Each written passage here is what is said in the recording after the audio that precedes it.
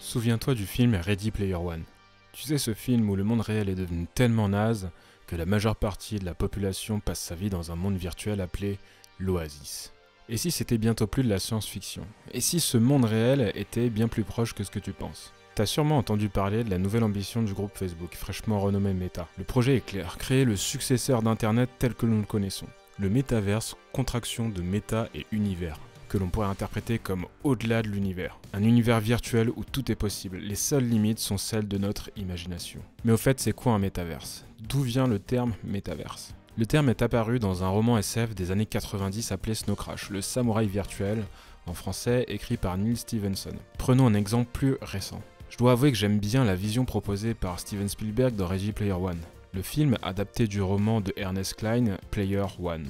Dès les premières minutes, le héros nous explique que dans l'Oasis, le métaverse du film, il est possible d'escalader l'Everest avec Batman, de surfer les plus grosses vagues au monde avant de descendre une pyramide à ski.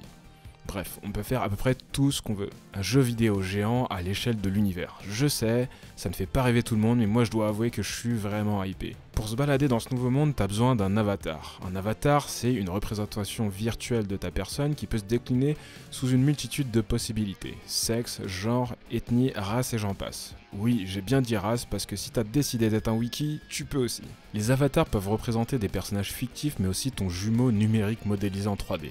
Les dernières démonstrations dans le domaine sont assez flippantes. Tu peux regarder du côté de Microsoft, de Facebook ou encore de Nvidia, il y a des trucs vachement intéressants. Bon, se balader dans un monde virtuel, on connaît déjà.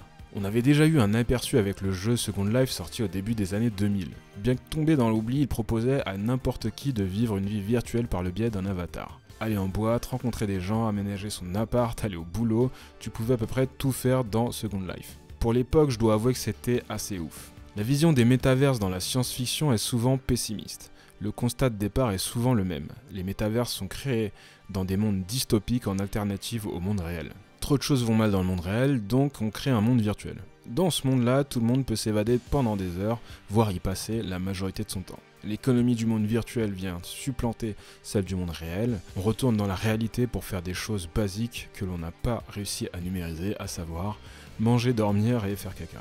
On peut alors se poser la question suivante. Pourquoi Facebook renomme sa maison mère et se lance dans la création d'un métaverse? Oui, pour rappel, Facebook ne va pas disparaître loin de là. Le site Facebook restera le réseau social tel qu'on le connaît aujourd'hui. Il est détenu par la société mère Facebook Incorporation et c'est cette dernière qui sera renommée Meta pour être plus en adéquation avec leur nouvelle vision long terme. À peine annoncé, certains crient déjà au scandale. Comme tout changement majeur, on va pas se mentir, ça peut faire un peu peur. Mettons de côté le passé sulfureux de Meta en matière de protection de la vie privée quelques instants. Oui, et là je parle bien de la maison mère qui englobe Facebook, Instagram, WhatsApp et compagnie. Le métaverse imaginé par Meta et présenté par Mark Zuckerberg est légèrement différent de celui décrit dans Ready Player One. Il ne propose pas de remplacer la réalité à terme, mais plutôt de l'augmenter, et on va y revenir juste après. Dans le film, tous les personnages s'immergent dans des mondes en réalité virtuelle. Pour la plupart, ils vivent l'Oasis comme un énorme jeu vidéo. C'est là où la version imaginée et proposée par Meta du métaverse va un peu plus loin que la science-fiction. L'idée, c'est pas qu'on passe toute la journée dans un jeu vidéo, mais plutôt qu'on vienne ajouter du virtuel au monde réel à terme. Contrairement aux autres années, la présentation n'annonçait pas grand-chose de nouveau. La majorité des services présentés étaient déjà en développement, le nouveau masque de réalité virtuelle n'a même pas été officiellement présenté. C'est un peu comme s'il avait été coupé au montage. Cette présentation avait plutôt l'air de s'adresser aux concurrents et aux investisseurs. Elle dévoile une roadmap assez floue, mais annonce que des milliards de dollars vont être dépensés dans les années à venir pour atteindre ce nouvel objectif. Moi je dois avouer qu'en toute honnêteté, je trouve ça vraiment cool. Imagine que tu puisses jouer aux échecs en réalité augmentée avec ta mamie qui habite à l'autre bout du pays, le tout via une paire de lunettes connectées. Imagine que tu puisses te balader dans le corps humain en réalité virtuelle avec les commentaires d'un grand chirurgien en direct. Toi dans un amphi, lui posé dans son bureau à Washington DC. Quand on imagine ces scénarios, il y a de quoi me donner envie de retourner à l'école. Les usages que je viens de décrire sont techniquement déjà possibles. Même si beaucoup de masques de réalité virtuelle sont encore hors de portée du grand public, leur évolution ainsi que l'évolution des masques de réalité augmentée a évolué très vite ces dernières années. Pour rappel, les masques Oculus Rift V1 et HTC Vive sont sortis en 2016, c'est hyper court en termes d'innovation. Aujourd'hui, un des casques les plus intéressants à mon humble avis, c'est l'Oculus Quest 2 ou plutôt le Meta Quest 2. Je l'ai acheté récemment et je dois dire que je suis vraiment bluffé par les sensations d'immersion proposées par un si petit appareil. Un appareil vendu à un prix entre guillemets abordable et qui n'a pas besoin d'un PC de gaming pour fonctionner. 350 €, c'est pas forcément à la portée de toutes les bourses, mais pour la technologie qu'il embarque, c'est vraiment un bon tarif. Il paraîtrait même que Meta le vendrait à perte pour accélérer l'adoption de la réalité virtuelle. Bref, cette vidéo n'est pas sponsorisée, mais je mets quand même un petit lien d'affiliation pour ceux que ça intéresse. Ne sait-on jamais, soutenir la chaîne et mettre un petit casque de réalité virtuelle sous le sapin, autant faire d'une pierre deux coups. D'ailleurs, si tu as envie d'une vidéo qui présente un peu les possibilités qu'offre cet appareil en termes de développement, n'hésite pas à me faire part de ton avis en commentaire. Concrètement, la vision de Meta va bien plus loin que les mondes virtuels dystopiques proposés par la science-fiction. L'objectif de Meta est de créer un métaverse fusionné avec la réalité. Ce monde sera accessible par le biais d'une multitude de manières. Dans un premier temps, via son smartphone, son ordinateur ou par un masque de réalité virtuelle. L'avenir verra peut-être l'apparition de nouvelles interfaces, des lunettes de réalité augmentée dans le form factor d'une paire de Ray-Ban par exemple, des capteurs sensoriels, des vestes à retour haptique ou voire même des implants. Ah, j'allais oublier les lentilles de contact connectées, mais bon, là je pense qu'on va vraiment très loin dans le futur. Ces bons technologiques vont nécessiter des avancées majeures dans différents domaines. On peut par exemple citer l'optique. Pour la réalité augmentée, le problème qu'on a aujourd'hui, c'est qu'on a du mal à avoir un système qui vient couvrir totalement de manière opaque la réalité avec du virtuel. On peut aussi citer la 5G. C'est une technologie de communication qui permettra de couvrir les besoins en termes de bande passante pour ces nouveaux usages. Pour rappel, le métaverse n'a ni fin ni commencement. Ce n'est pas un jeu que l'on peut mettre en pause. Il n'est pas cantonné à un serveur pouvant accueillir seulement 128 joueurs. Tout se passe en temps réel, il continue d'évoluer même quand on est hors ligne. Il intègre aussi sa propre économie qui peut être ouverte ou non sur le monde réel. Tout ce qui est créé à l'intérieur de ce monde persiste.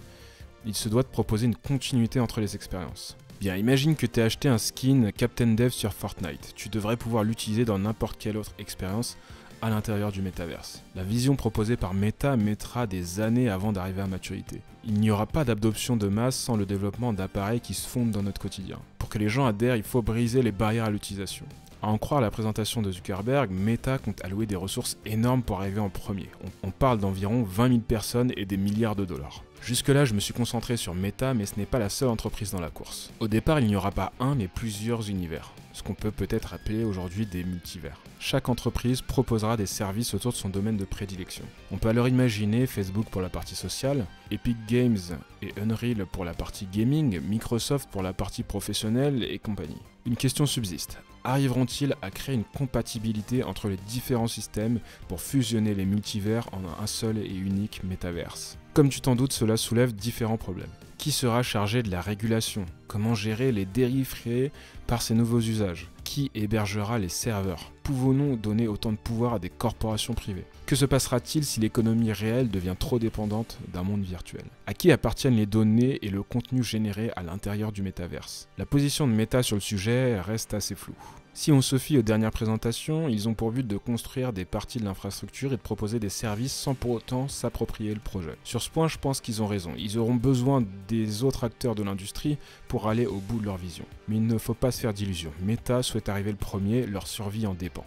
La création du métaverse a commencé bien avant l'annonce officielle de Meta, Microsoft et toute la clique. Quand Meta rachète Oculus VR en 2014, ce n'est pas juste pour décorer. L'adoption des smartphones a eu un impact énorme sur l'évolution de Facebook qui a détrôné MySpace et ses 230 millions de comptes en seulement quelques années. En l'espace de quelques mois ou années, nous sommes passés de simples statuts MSN au partage de photos, de vidéos prises avec nos smartphones dernier cri. Une seule plateforme avait anticipé l'arrivée d'Internet dans nos poches, c'était Facebook. Aujourd'hui, en perte de vitesse chez les plus jeunes, Facebook reste le réseau social le plus utilisé chez les plus de 40 ans. Il y a quelques années, Meta cherchait absolument à rester dans la course du web 2.0 au travers du rachat de WhatsApp, Instagram ou tout simplement en copiant Snapchat et TikTok. Oui, les stories et les réels, c'est complètement inspiré de la concurrence et ils ne s'en cachent même pas, estimant qu'il n'y a rien de mal à copier une bonne idée. La crainte de Mark Zuckerberg est de ne pas survivre à la prochaine révolution hardware. Comment continuer d'exister dans un monde où le smartphone n'est plus le premier moyen de communication? Développer une version réalité virtuelle de ces applications ne serait pas suffisant. Il faut créer de nouvelles expériences, proposer de nouveaux usages pour sortir du lot. La meilleure défense reste l'attaque.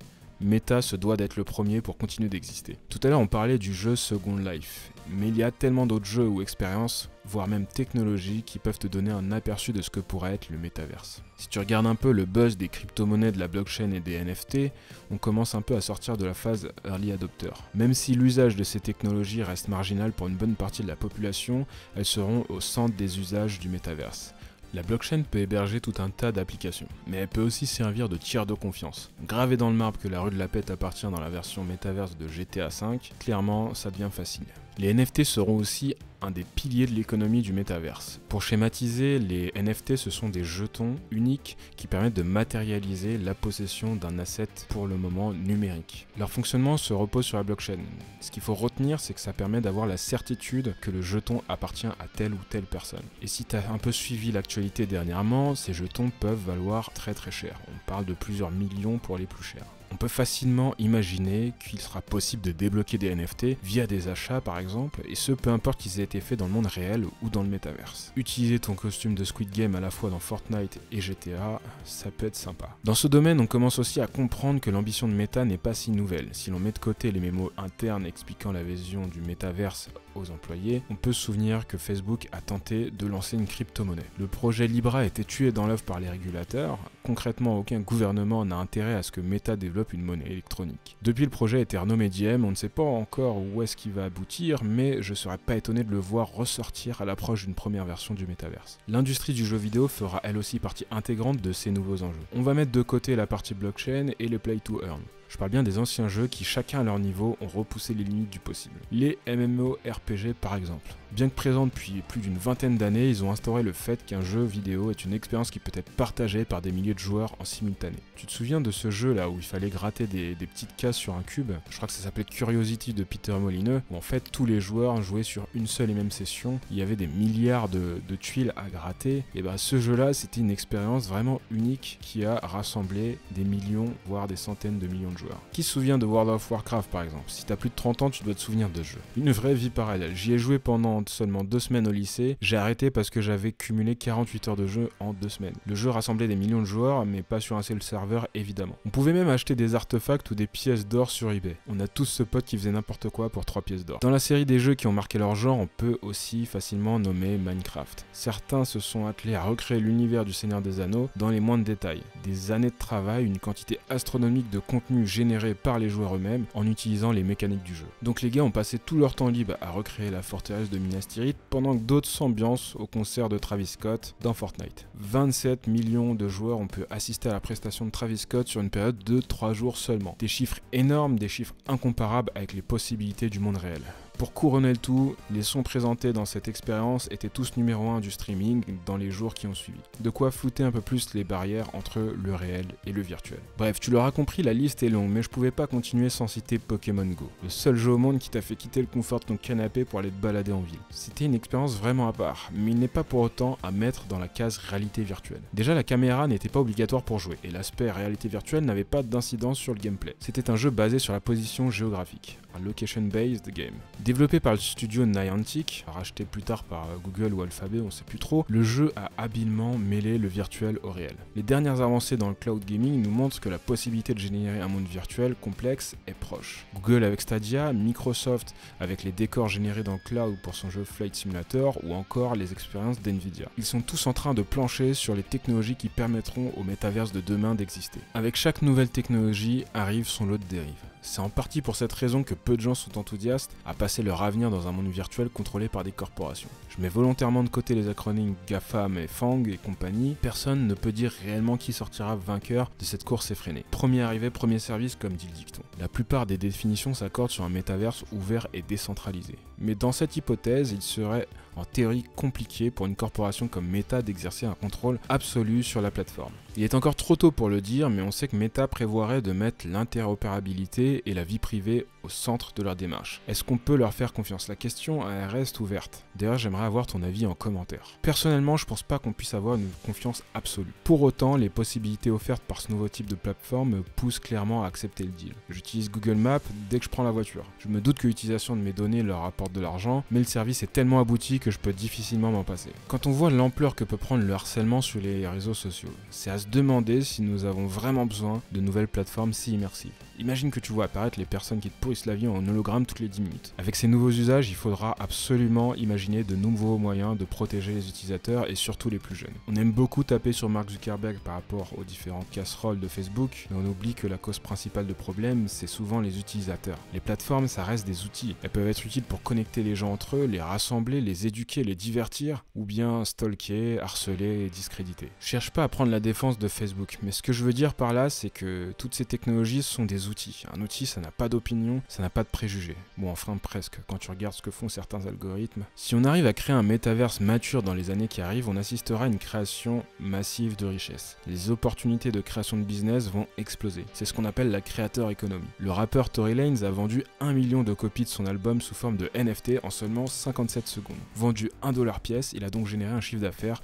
de 1 million de dollars en moins d'1 minute. Une très belle rente pour un créateur de contenu ou pour un musicien, je te l'accorde. Les fans y trouvent aussi leur compte. 1 $, c'est vraiment abordable pour un album en version numérique. S'il a bien configuré ses NFT, il peut aussi récupérer des royalties sur chaque revente de ses albums et générer une rente sur le long terme autour de sa musique. Sur un modèle similaire, t'as même plus besoin de maison de disques. En tant que développeur, on fait partie des profils qui pourront évoluer vers la création d'assets numériques. Que ce soit des smart contracts sur la blockchain, des NFT, des back-ends connectés au Web3, des applications VR, des applications AR, voire des technos qui n'existent même pas encore ou qu'on ne saurait imaginer. On l'a bien vu avec la hype des NFT en 2021, les choses évoluent très vite. Demain, on peut largement imaginer qu'une marque comme Nike te donne un NFT pour chaque paire de baskets achetées. Tu pourras alors porter la même paire dans les deux mondes. Je dois avouer que je trouve ça assez stylé. Tout ce qui sera rare aura de la valeur et ce peu importe que ce soit dans le virtuel ou dans le réel. Les possibilités sont quasi infinies. C'est vraiment cette partie du métaverse qui me hype le plus. Des nouveaux usages, des nouveaux métiers, une révolution de l'industrie où tout le monde peut tirer son épingle du jeu.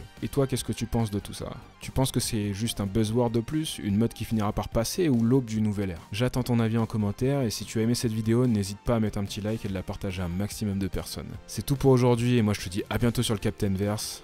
Ciao.